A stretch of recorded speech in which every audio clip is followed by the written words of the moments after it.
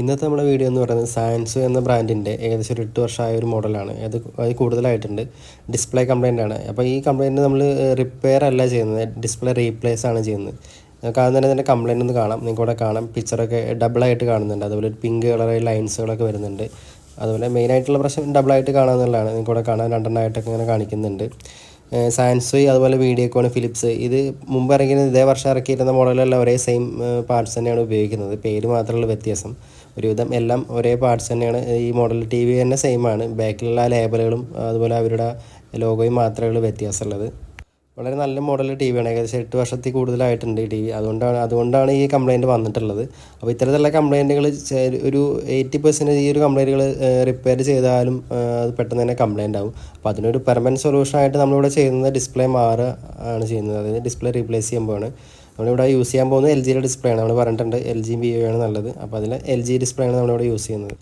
എല്ലാ panel കംപ്ലൈൻറ്റുകളും repair ചെയ്യാൻ പറ്റില്ല എന്നുള്ളതല്ല. ഈ ഒരു ഇത്ര ഏജ് ആയിട്ട് വരുന്ന ഡിസ്പ്ലേയുടെ അകത്ത് വരുന്ന ഇന്നൽ ഷോട്ട് കൊണ്ടാണ് ഇത്തരത്തിലുള്ള ഡബിൾ ഇമേജ് വരുന്നത്. അപ്പോൾ ചില മോഡൽസിലൊക്കെ ഈ പറഞ്ഞ കംപ്ലൈൻറ്റുകളൊക്കെ റിപ്പയർ ചെയ്യാൻ കുറച്ചധികം നിൽക്കും. പക്ഷേ ഇത് പെട്ടെന്ന് തന്നെ കംപ്ലൈൻറ്റ് ആവാൻ ചാൻസ് ഉള്ളതുകൊണ്ട് നമ്മളിവിടെ ഇത് റീപ്ലേസ് ആണ് ചെയ്യുന്നത്. ഇത്ര വർഷമായതുകൊണ്ടാണ് റീപ്ലേസ് ചെയ്യുന്നത്. ഇവിടെ നിങ്ങൾക്ക് അതിനകത്ത് ഉപയോഗിച്ചുള്ള AU എന്ന് പറഞ്ഞ കമ്പനിയുടെ സിംഗിൾ കോഫ് ഡിസ്പ്ലേ ആണ്. നല്ലൊരു ഡിസ്പ്ലേ ആണ്. ഒരു 8 വർഷം മുമ്പുള്ള മോഡൽസിലൊക്കെ വരുന്ന ഇതേ സെയിം ഡിസ്പ്ലേ ആണ്. സാംസങ്ങിൻ്റെ സിംഗിൾ കോഫ് ഡിസ്പ്ലേക്കാളും വളരെ ബെറ്റർ ആയിട്ടുള്ള ഡിസ്പ്ലേ, നല്ല ലൈഫ് കിട്ടുന്ന ഒരു ഡിസ്പ്ലേ തന്നെയാണ്. ഈ ഡിസ്പ്ലേ നമുക്ക് നിലവിൽ ഇപ്പോൾ അവൈലബിൾ അല്ല. അപ്പോൾ നമ്മൾ നിലവിൽ അവൈലബിൾ ആയിട്ടുള്ള LG ആണ് ഇതിനകത്ത് ഇൻസ്റ്റാൾ ചെയ്യാൻ പോകുന്നത്. ചാനൽ ആദ്യമായിട്ടാണ് കാണുന്നതെങ്കിൽ വീഡിയോസ് ലൈക്ക് ചെയ്യാനും അതുപോലെ ചാനൽ സബ്സ്ക്രൈബ് ചെയ്യാനും മറക്കരുത്. അതുപോലെ ഇത്തരത്തിലുള്ള ഇൻട്രസ്റ്റിംഗ് വീഡിയോസിനായിട്ട് ആ ഒരു ബെല്ലൈക്കോൺ പ്രസ് ചെയ്യുക. അപ്പോൾ നമുക്ക് എന്തായാലും വീഡിയോയിലോട്ട് കിടക്കാം.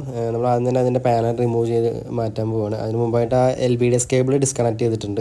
ശേഷം ബോഡിയിൽ വരുന്ന ആ ഒരു സൈഡിൽ വരുന്ന എല്ലാ സ്ക്രൂ റിമൂവ് ചെയ്തെടുക്കുകയാണ്. സാധാരണ നോർമൽ LED TVയിൽ വരുന്ന ഡിസ്പ്ലേ താഴോട്ടാണ്, അതായത് സ്കെയിലർ ബോർഡ് വരുന്ന താഴെ പോർഷനിലാണ്. പക്ഷേ ഇവിടെ വന്നിരിക്കുന്നത് മേലെ ടോപ്പ് സൈഡിലാണ്. ഡിസ്പ്ലേ ഇൻവേർട്ടഡ് ആയിട്ടാണ് പ്ലേസ് ചെയ്തിട്ടുള്ളത്.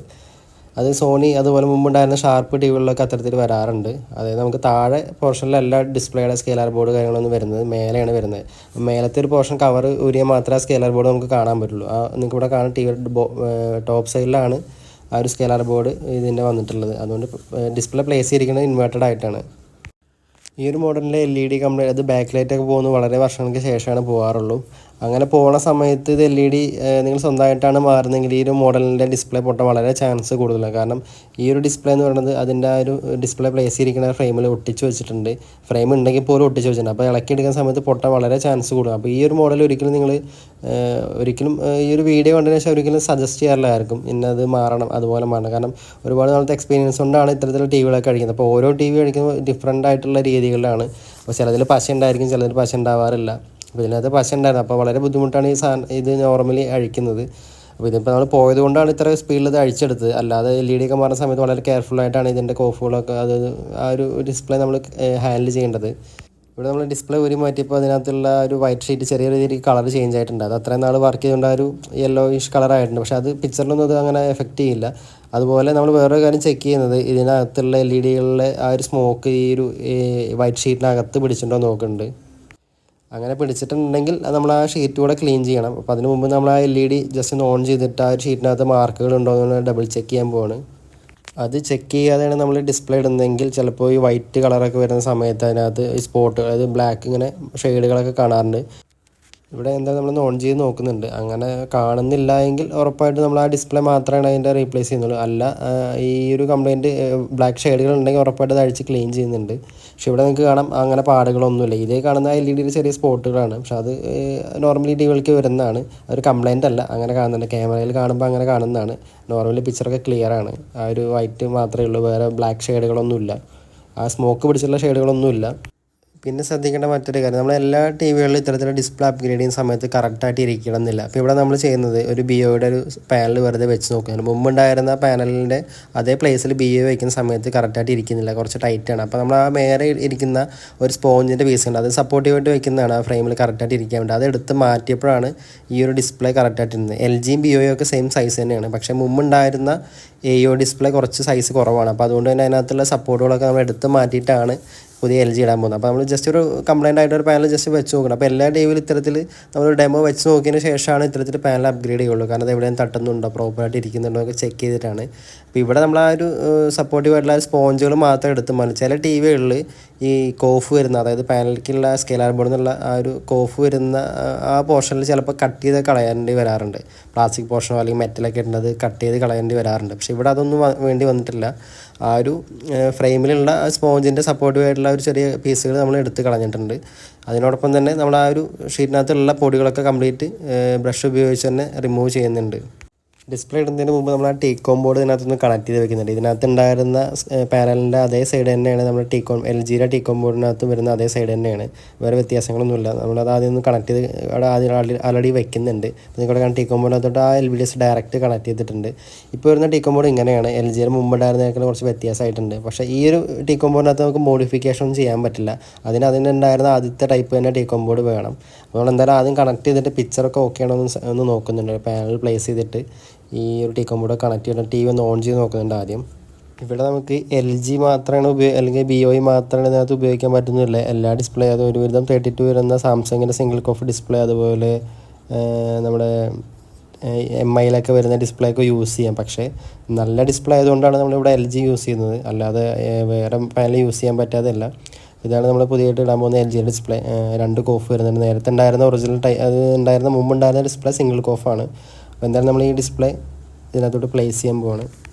ഇങ്ങനെ പഴയ TVകളിൽ ഡിസ്പ്ലേ ഇടുന്ന സമയത്ത് അതിനകത്ത് ഡസ്റ്റോ കാര്യങ്ങളോ അല്ലെങ്കിൽ ഈ പറഞ്ഞ പോലെ LED വർക്ക് ചെയ്യുമ്പോൾ ചൂടായിട്ടുള്ള ആ സ്മോക്കൊന്നും ഇല്ലെന്ന് ഉറപ്പ് വരുത്തിയതിന് ശേഷം മാത്രമേ പുതിയ ഇടാൻ പറ്റുള്ളൂ. അല്ലെങ്കിൽ നമ്മൾ ഇത്രയും അത് കുറച്ചധികം പൈസ മുടക്കി ഡിസ്പ്ലേ ഇടുന്ന സമയത്ത് ഈ പറഞ്ഞ പാടുകളൊക്കെ ഉണ്ടെങ്കിൽ നമുക്കതൊരു ബുദ്ധിമുട്ടായിട്ട് തോന്നും. അപ്പോൾ അങ്ങനെ ഉണ്ടെങ്കിൽ അതുകൂടെ ക്ലീൻ ചെയ്തിട്ട് ഈ ഡിസ്പ്ലേ ഇടാറുള്ളൂ. അപ്പോൾ ഇവിടെ അതെല്ലാം ആൾറെഡി ക്ലിയറാണ്. അതായത് അതിനകത്തുള്ള LED ആ സ്മോക്ക് കാര്യങ്ങളൊന്നും വന്നിട്ടില്ല. അതുകൊണ്ടാണ് നമ്മളത് ക്ലീൻ ചെയ്യാത്തുള്ളത്. അങ്ങനെ ഉണ്ടെങ്കിൽ ഉറപ്പായിട്ടും ക്ലീൻ ചെയ്തിട്ടാണ് ഇത്തരത്തിൽ ഡിസ്പ്ലേ അപ്ഗ്രേഡ് ചെയ്യാറുള്ളൂ. ഡിസ്പ്ലേ നമ്മൾ പ്ലേസ് ചെയ്തിട്ടുണ്ട്. അതിനുശേഷം ഡിസ്പ്ലേ പ്ലേസ് ചെയ്തതിന് ശേഷം ജസ്റ്റ് ഒന്ന് കണക്ട് ചെയ്ത് ഓണാക്കി നോക്കുന്നുണ്ട്. പിക്ചർ കറക്റ്റ് ആണോ, അല്ലെങ്കിൽ LVDS മാപ്പിങ്ങോ അല്ലെങ്കിൽ ഇൻവേർട്ടഡ് ആണോ എന്നൊന്ന് ചെക്ക് ചെയ്ത് നോക്കുന്നുണ്ട് നമ്മൾ. വീഡിയോക്കോൺ, അതുപോലെ സാൻസോയ്, ഫിലിപ്സ്, ഈ ഒരു കാറ്റഗറി വന്ന ഈ 3 TVകളിനകത്തും നമുക്ക് ഈ പറഞ്ഞ LGയും BOE ഇടാൻ പറ്റും. അങ്ങനെ മുമ്പ് ഇട്ട് കൊടുത്തിട്ടുണ്ട്.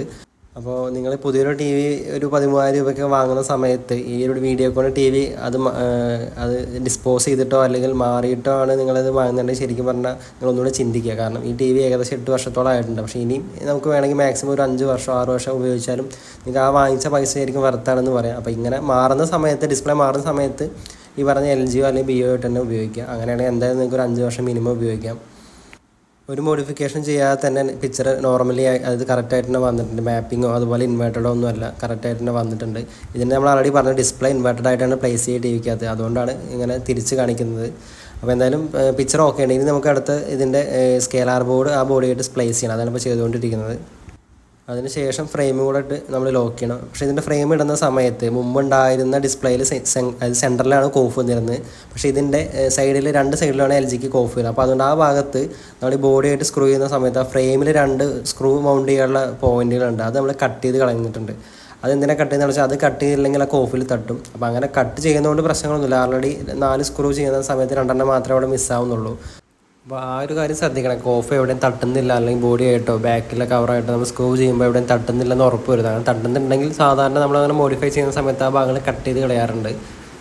മുമ്പത്തെ വീഡിയോസിനകത്തൊക്കെ പറഞ്ഞിട്ട് ഇത്തരത്തിൽ മോഡിഫൈ ചെയ്യുകയാണെങ്കിൽ അത് വളരെ നീറ്റായിട്ട് തന്നെ അതിനകത്തുള്ള ഓരോ സാധനങ്ങളും പാർട്സുകളും നമ്മൾ കറക്റ്റായിട്ട് പ്ലേസ് ചെയ്യണം. അതായത് ഈ ടീകോൺ ബോർഡ് ആയാലും LVDS കേബിൾ ആയാലും കറക്റ്റായിട്ട് മടക്കി അത് ഇളകാത്ത രീതിയിൽ തന്നെ അത് പ്ലേസിന് വളരെ ഇമ്പോർട്ടൻ്റ് ആണ്.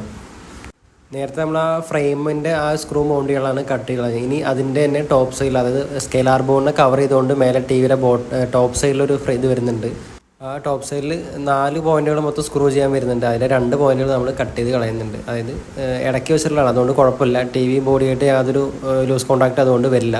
അപ്പോൾ നമ്മൾ കട്ട് ചെയ്ത് കളയുന്നുണ്ട്. ശേഷം ആ ഒരു ഹോൾ നമ്മൾ പുറത്തുനിന്ന് കാണാത്ത രീതിയിൽ നല്ല ഹാർഡായിട്ടുള്ള ടൈപ്പ് വെച്ചിട്ട് ഉള്ളിൽ ഒട്ടിച്ച് കൊടുക്കുന്നുണ്ട്. എല്ലാ TVകളിലും ഇത്തരത്തിൽ ചെയ്യേണ്ടി വരാറില്ല. ഇതിപ്പോൾ അവിടെ സ്ക്രൂ വരുന്നതുകൊണ്ടാണ് നമ്മളത് കട്ട് ചെയ്ത് കളയുന്നത്. ആ ഒരു മൗണ്ട് നമ്മൾ കട്ട് ചെയ്ത് മാറ്റുന്നുണ്ട്. അതിന് ശേഷമാണ് നമ്മളിത് കറക്റ്റായിട്ട് ഫിറ്റ് ചെയ്യാൻ പാടുള്ളൂ. അല്ലെങ്കിൽ ഉറപ്പായിട്ടും ആ കോഫ് ഡാമേജ് ആവും. നമ്മൾ വീണ്ടും ആ കോഫ് റീപ്ലേസ് ചെയ്യേണ്ടി വരും. അപ്പോൾ പുതിയ ഡിസ്പ്ലേ ഇടുന്ന സമയത്ത് അല്ലെങ്കിൽ ഈ പറഞ്ഞ പോലെ ശ്രദ്ധിക്കേണ്ട വളരെ ഇമ്പോർട്ടൻ്റ് ആയിട്ടുള്ള കാര്യങ്ങളാണ് ഇതൊക്കെ. അപ്പോൾ ഇത് പ്രോപ്പറായിട്ട് ചെയ്തില്ല എങ്കിലൊക്കെ പിന്നീട് നമ്മൾ ട്രാൻസ്പോർട്ട് ചെയ്യുന്ന സമയത്തൊക്കെ TV ഷെയ്ക്ക് ആവുന്ന സമയത്ത് അതിൽ തട്ടിയിട്ട് ഡിസ്പ്ലേ ലൈൻസൊക്കെ വരാൻ സാധ്യതയുണ്ട്. അപ്പോൾ ഇങ്ങനെ ചെയ്യുന്നവരാണെങ്കിൽ ഉറപ്പായിട്ടും ആ ഭാഗങ്ങളൊന്നും തട്ടുന്നില്ലെന്ന് ഉറപ്പ് വരുത്തുക. ആസ് എ കസ്റ്റമർ എന്ന നിലയ്ക്ക് അവർക്ക് ഇതിനെക്കുറിച്ച് അറിയില്ല. അപ്പോൾ ചെയ്യുന്ന ടെക്നീഷ്യന്മാരാണ് ആരാണെങ്കിലും ഇത് പ്രോപ്പറായിട്ട് തന്നെ പ്ലേസ് ചെയ്യുക, വളരെ നീറ്റായിട്ട് തന്നെ പ്ലേസ് ചെയ്യണം. ടോപ്പ് സൈഡിലെ ആ ഒരു കവർ നമ്മൾ പ്ലേസ് ചെയ്തതിന് ശേഷം എല്ലാ സ്ക്രൂ ഇട്ട് കൊടുക്കുകയാണ്. അതായത് ടോപ്പ് സൈഡിൽ വരുന്ന എല്ലാ സ്ക്രൂ ഇട്ട് കൊടുക്കാൻ പറ്റും. ആ 2 സ്ക്രൂ മാത്രമേ നമ്മളിവിടെ മിസ്സിങ് വരുള്ളൂ. ബാക്കിയുള്ള ടോപ്പ് സൈഡിലെ 4 എണ്ണം നമ്മൾ കറക്റ്റായിട്ട് പ്ലേസ് ചെയ്യുന്നുണ്ട്. ഇപ്പോൾ സാൻസോ എന്ന ബ്രാൻഡിൻ്റെ ടി വികൾ നിങ്ങൾക്ക് കാണാൻ പറ്റും. ഓൺലൈനിലൊക്കെ ഉണ്ട് സാൻസോയുടെ മോഡൽ. ആ ടി വിയും ഈ ഒരു മോഡലായിട്ട് ഒരിക്കലും കമ്പയർ ചെയ്യരുത്. കാരണം ഇപ്പോഴത്തെ ടി വികൾ നിങ്ങൾക്ക് അറിയാം, പ്രൈസ് കുറയ്ക്കാൻ വേണ്ടി അതിനകത്തുള്ള പാർട്സും ഡിസ്പ്ലേകളൊക്കെ ഒരുപാട് കോംപ്രമൈസറാണ്. അതായത് കുറച്ച് ക്വാളിറ്റി കുറഞ്ഞ ഡിസ്പ്ലേ ഒക്കെയാണ് ഉപയോഗിക്കുന്നത്. അപ്പോൾ അതിൻ്റെ ആ ഒരു ബ്രാൻഡിൻ്റെ പേര് വെച്ചിട്ട് ഒരിക്കലും ഇപ്പോഴത്തെ ടി വിയും പഴയ അവരുടെ ടീം വെച്ച് കമ്പയർ ചെയ്യരുത്. അത് ഇതല്ല, തോംസൺ കൊഡാക്കൊക്കെ ഇതേപോലെ തന്നെയാണ്. മുമ്പത്തെ ആ പേര് മാത്രമേ ഉള്ളൂ. അത് വേറെ കമ്പനികൾ വാങ്ങിച്ചിട്ട് അവരുടെ ഇപ്പോഴുള്ള പാർട്സുകൾ ഉപയോഗിച്ചിട്ടാണ് ടി വി അസംബിൾ ചെയ്യുന്നത്. അപ്പോൾ അതിൻ്റെ ആ ഒരു ലൈഫ്, പണ്ടത്തെ ടി വിയുടെ ലൈഫ് കിട്ടുന്ന രീതിയിൽ നിങ്ങൾ ഒരിക്കലും ആ ടി വികൾ പർച്ചേസ് ചെയ്ത് റിവ്യൂ കണ്ടതിന് ശേഷം അല്ലെങ്കിൽ നിങ്ങളത് ആരെങ്കിലും ഉപയോഗിക്കുന്നുണ്ടവരോ അവരെ സജഷനൊക്കെ കേട്ടിട്ട് മാത്രം ഇത്തരം ടി വികൾ വാങ്ങിക്കുക. ഇപ്പോൾ പിക്ചറൊക്കെ ഓക്കെ ആയിട്ടുണ്ട്. ഇനി നമ്മൾ ചെയ്യേണ്ടത് ഇതിൻ്റെ ടിക്കോം ബോർഡ് കറക്റ്റായിട്ട് ആ ബോഡിയിൽ പ്ലേസ് ചെയ്യണം. അപ്പോൾ നിങ്ങളുടെ കാണാൻ ടിക്കോം ബോർഡ് നമ്മൾ വെറുതെ വെച്ചിട്ടേ ഉള്ളൂ. അത് പ്രോപ്പറായിട്ട് ആ ബോഡിയിൽ അറ്റാച്ച് ചെയ്ത് വെക്കണം. അതുപോലെ ഫിക്സ് ചെയ്യുന്നതിന് മുമ്പ് എന്തെങ്കിലും വയറുകൾ ലൂസ് കോണ്ടാക്റ്റോ അല്ലെങ്കിൽ അങ്ങനെ ടി വിയിൽ ജർക്കിങ് വരുമ്പോഴൊക്കെ പിക്ചർ പോകുന്നുണ്ടോ എന്ന് ഡബിൾ ചെക്ക് ചെയ്യണം. അപ്പോൾ എല്ലാം കണക്ട് ചെയ്തതിന് ശേഷം നമുക്കൊന്നുകൂടെ ഒന്ന് പിക്ചർ കറക്റ്റാണോ നോക്കിയതിന് ശേഷം ടിക്കോം ബോർഡ് ബോഡിയിൽ പ്രോപ്പറായിട്ട് പ്ലേസ് ചെയ്ത് വെക്കണം.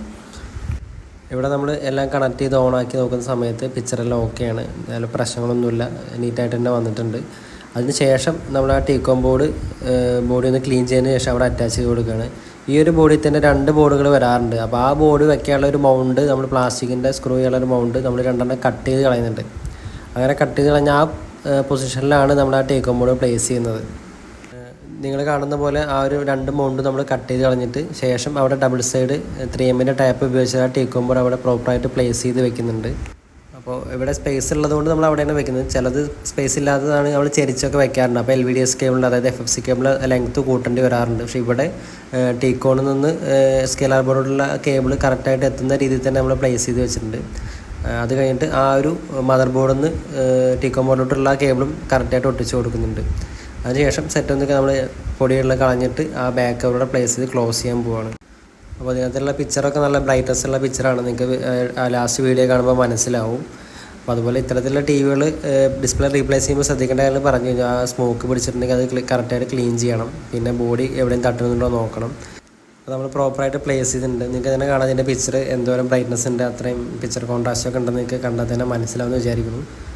വീഡിയോ യൂസ്ഫുള്ളായി തോന്നുകയാണെങ്കിൽ ലൈക്ക് ചെയ്യാനും അതുപോലെ സബ്സ്ക്രൈബ് ചെയ്യാനും മറക്കരുത്. അതുപോലെ ഇത്തരത്തിലുള്ള ഇൻട്രസ്റ്റിംഗ് വീഡിയോസ് ഉണ്ടെങ്കിൽ ആ ബെല്ലൈക്കൺ ഒന്ന് പ്രസ് ചെയ്യുക.